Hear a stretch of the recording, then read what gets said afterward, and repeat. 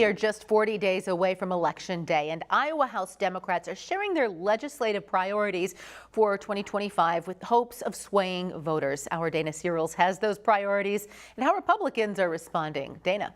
Well, Stephanie, the agenda House Democrats laid out this year is very similar to the agenda they laid out last year. But the lawmakers wanted to unveil this early in a push to sway down the ballot races.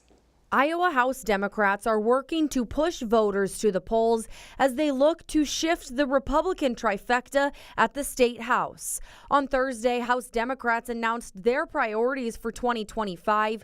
Those include lowering costs for Iowans, restoring reproductive freedom, supporting public schools, and legalizing marijuana. The reason we're putting forward these 4 issues is now, with 40 days to go, is that we believe strongly that Iowans deserve to know what we stand for before they go to the ballot box.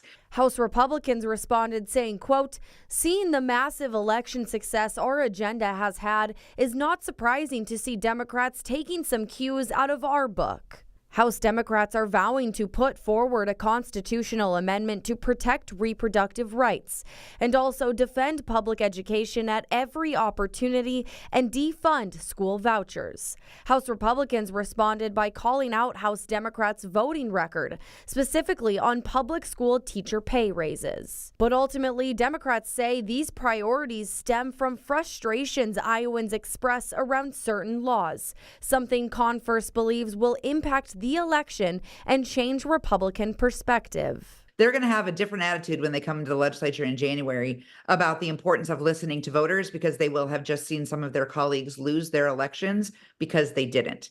And so it's time that they start listening to Iowans too. Currently, Republicans have the majority in the Iowa House, 64 to 36 representatives. But in this election, 32 Democrats are contesting Republican incumbents in the House. That's in addition to 12 races between a Republican and Democrat with no incumbent. Stephanie?